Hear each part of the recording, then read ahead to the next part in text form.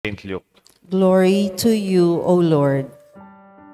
At that time, so many people were crowding together that they may be trampling on one another underfoot. Jesus began to speak first to his disciples, "Beware of the leaven, that is the hypocrisy of the Pharisees. There is nothing concealed that will not be revealed, nor secret that will not be known. Therefore, whatever you have said in the darkness will be heard in the light, and what you have whispered behind closed doors will be proclaimed on housetops. I tell you, my friends, do not be afraid of those who will kill the body, but after that can do no more. I shall show you whom to fear. Be afraid to the one who, after killing, has the power to cast into Gehenna. Yes, I tell you, be afraid of that one. Are not 5 sparrows sold for 2 small coins? Yet not one of them has escaped the notice of God. Even the hair of your head have all been counted. And do not be afraid. You are worth more than many sparrows." My dear friends, the Gospel of the Lord. Praise to you, Lord Jesus Christ.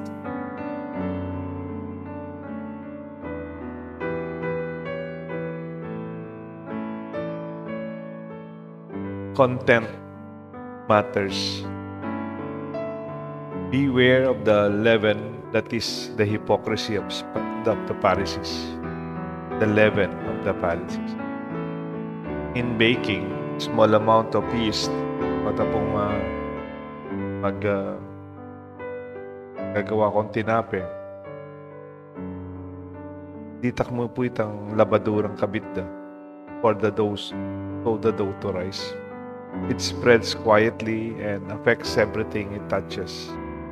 Jesus used the image to warn us of hypocrisy that works the same way.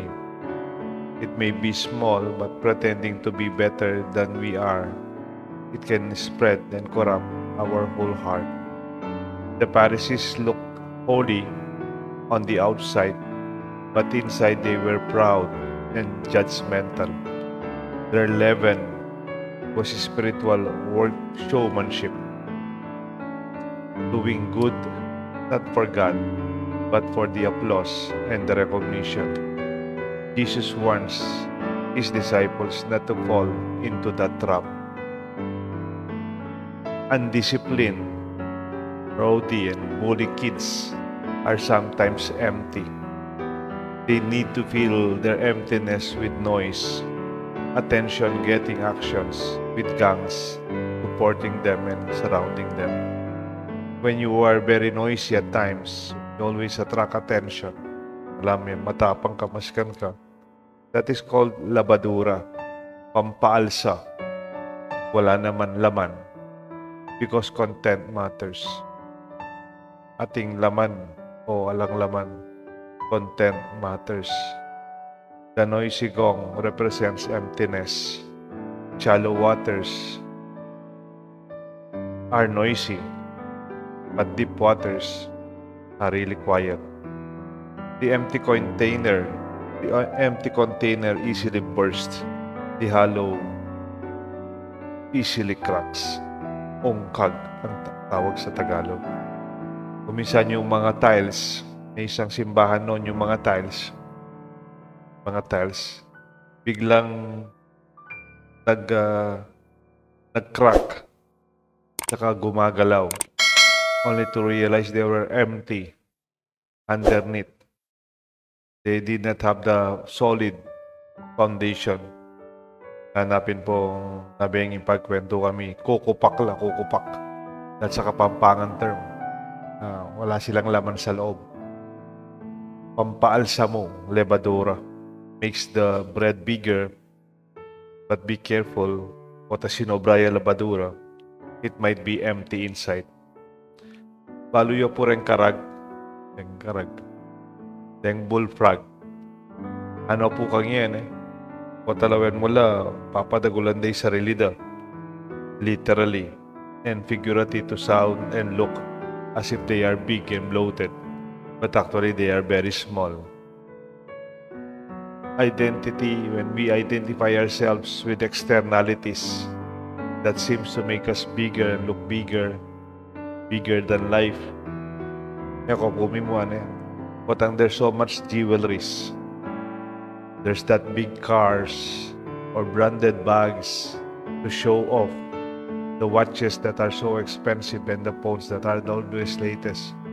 Big houses seem to make us look bigger too. Of course, let us enjoy these material things. But what is inside the content matters. Minsan po, meron ka akong kaibigan. Yung kaibigan ko, ano po siya, Norwegian. Ang pangalan niya, Basil Rolandsen. Naging kaibigan ko kasi, auditor po siya ng Caritas Norway. So at least once a year, pumupunta sa Pilipinas to audit us. Yung kasi pinoponduhan po yung crown yata yung pangalan ng pera, crown. Ino-audit po yung projects with Norway. So dumarating siya dito. Kaya lang si Basil Rolandsen, meron siyang humor na parang Pilipino siya. Minsan may dumating sa sakop, ano po siya? Donor. Kaya lang, talagang pag nakita mo, talagang mayaman siya pag nakita mo. Kanyang damit, sa kanyang sinusuot. Sabi niya, di ko minsan, nasa parlor kami, tapos kukwentuhan kami dun sa harapan ng office. Tapos, Deo, sabi niya, you have your guest. She's wearing hula hoops. Makahulap makahulap. Ngayon pala po rin, tingga na ka nung wala mo hula hoop lang. Kaya kadagulda. Anay ka pa na to. Kaya ba't the next time, ano na kasi nga na po potang Messi Ray sa ken mo, kabat denan ming mga yan. Taretang kaming bante na. Warning device. Kabat, datang na naman po after a few days. Honor yan po yan. Deo, your friend is here. Ano? She's wearing warning device. Ano? Deta palang tinggana, walang warning device. Talaga, ano yan po ka pa na to talaga? So, sometimes, knowing that person, totoo naman po, kilala kaya naman po, that there must be something na for her to prove something. Well po, bakit? Kanita anak kaya po talagang di na lang masakit. Anak na ako, may kapag-aral ko kasi tinuknang ko karidara ko, Tinuknang ko karidara ko. O nang idara ko, nagyang paunakana ako, he did not treat me as paunakan. Unala pang makan, kaya ba't ako, kung may kiyagnan makan kay lamesa daw. Paunakana ako. Kaya ba't, potang matutod na laketa ako luwal matutod. Wala mo ako pamilya. Kaya ba't, ako priority nga.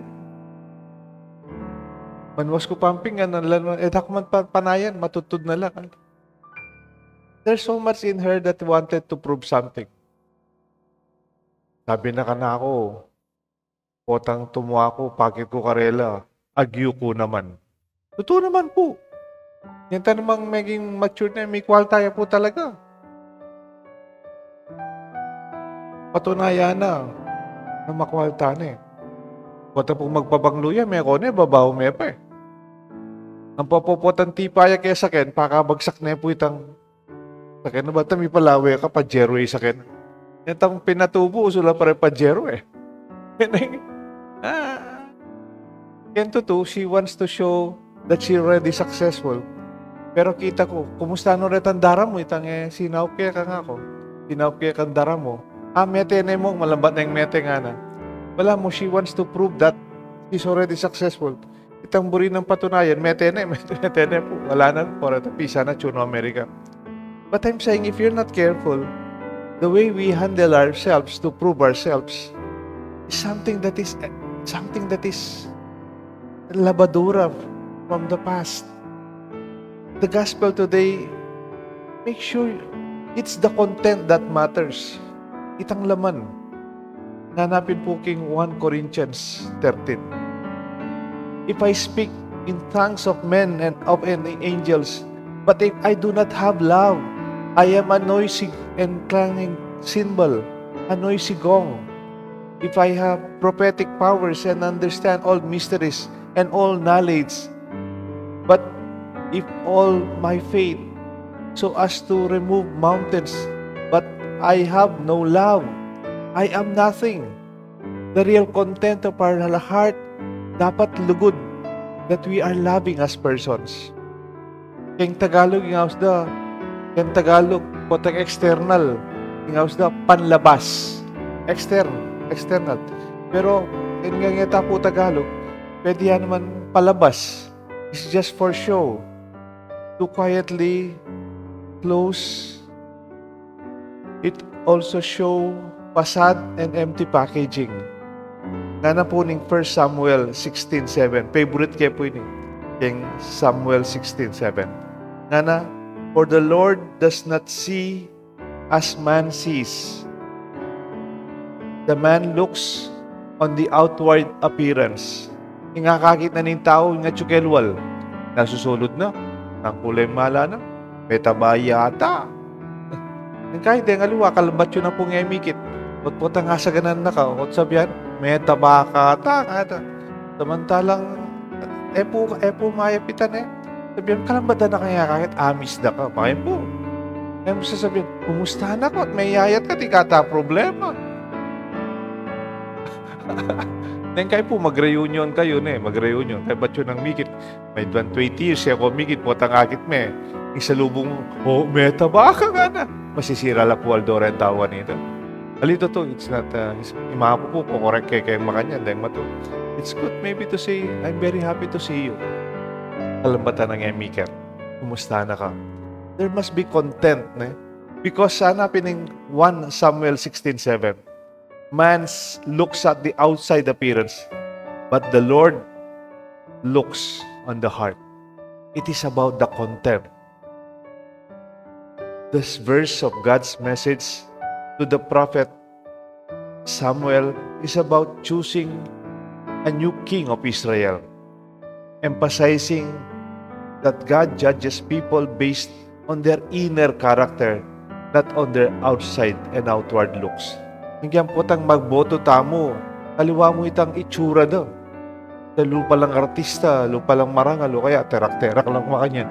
You look into the contents of their character, their past, their performance, their programs, or what they have done is important to see. We receive unleavened bread. What you see is what you get. Kapansin niyo po ang mag-communion tamo? It's unleavened bread. Tinapay ang alang lebadura. Eya payal sa para mo makabaldugan niya. Our value as persons does not depend on the feedback of others only, or our achievements, our success or failures, our relationships or academic performance, or organizational position or productivity. Our self-value is coming from within. It is the love of God that fills our hearts and our souls. Do not be afraid. You are worth more than many sparrows, as the gospel tells us. My dear friends, let us look inward, the content of our person and the content of each person. This will make us celebrate deeply our relationship with one another. May God bless us all, the Father, the Son, and the Holy Spirit. Amen.